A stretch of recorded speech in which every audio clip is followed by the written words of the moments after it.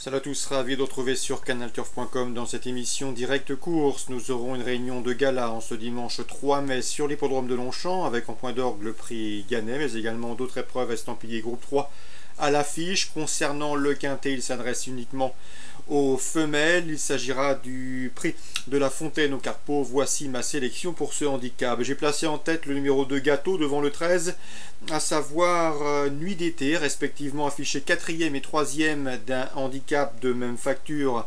C'était sur l'hippodrome de Chantilly et sa PSF le 17 mars, dans un quintet plus. Une confirmation est ici attendue en dépit du changement de surface. Le numéro 2 Gâteau qui, selon moi, a la pointure d'un handicap comme celui-ci, le 2, le 13. J'ai ensuite retenu le 3 Gritty One et le numéro 6 Mutine qui ont également fait l'arrivée en pareille société, se classant respectivement 2e et 3e du prix du Palais des Glaces sur ce même hippodrome de Longchamp, sur une distance un petit peu différente, mais pas de quoi s'inquiéter, elle devrait pouvoir confirmer. Ensuite le 11 4 Mélodie, 4e derrière Gâteau et Nuit d'été, à l'occasion de leur dernière confrontation commune courant mars à Chantilly.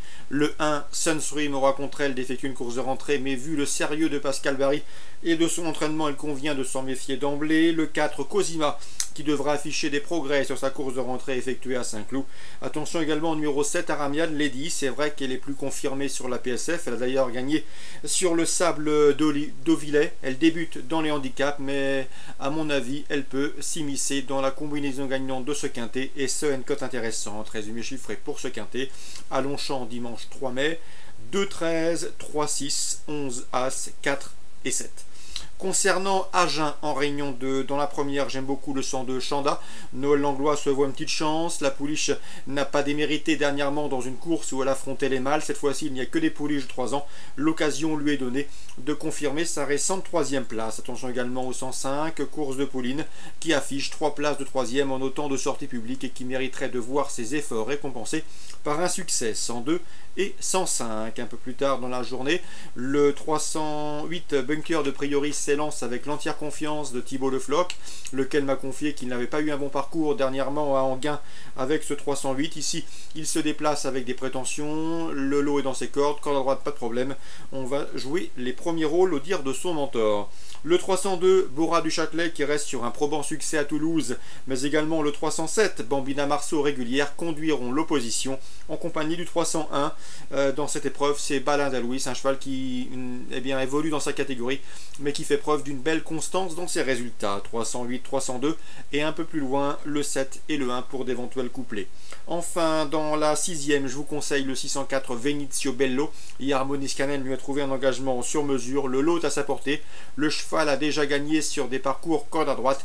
Et à mon avis, dans ce lot, ce sera le cheval à battre. Je lui poserai toutefois le 606 Venezia de Mai qui collectionne les bons résultats et qui devrait une nouvelle fois terminer sur le podium. 604 et 606.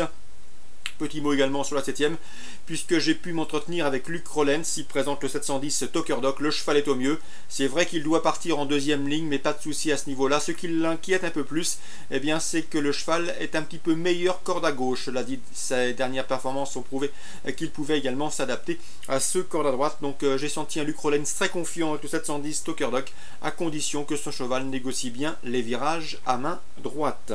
Donc course ciblée pour Agen Réunion 2, la première le 2, le 5, la 3e le 8 et le 2, la 6e le 4 et le 6 et la 7e avec le 710 qui doit pouvoir terminer sur le podium. La Capelle maintenant, 4 coups de cœur à vous indiquer, Réunion 3, le 412 qui est en forme, qui affronte un lot à sa portée, c'est Anne de Busset. Elle est sur la montante, il n'y a que des femelles au départ de cette course. Le lot est de sa portée, à mon avis, la victoire est possible. 412 Anne de Busset. Dans la 5e, attention au 503 qui fait face également à une course dans ses cordes, c'est Beatles, parti au galop dernièrement à Cavaillon. Auparavant c'était bien en France, premier à Cagnes-sur-Mer, premier à Toulouse, mais également 2e à Chartres. À mon avis, s'il s'élance sur la bonne jambe, déférer les 4 pieds, ce 503 Beatles ne devrait pas être loin de la vérité.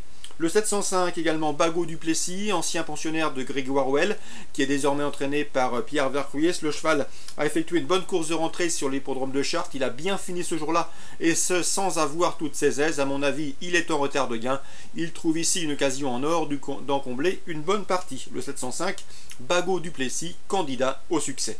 Je termine avec le 810 Tinopile, qui collectionne les bons résultats à ce niveau de compétition, celui des épreuves réservées aux drivers amateurs. Le cheval vise une 4e victoire consécutive, une ambition à la hauteur de se protéger de Marc Dezotte, l'un des amateurs confirmés au départ de cette course.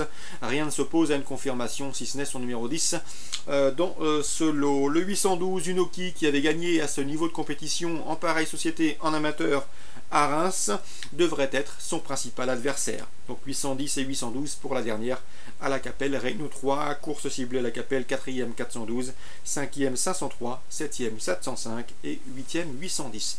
Très bon jeu à tous, bon dimanche et à très bientôt sur Direct Course.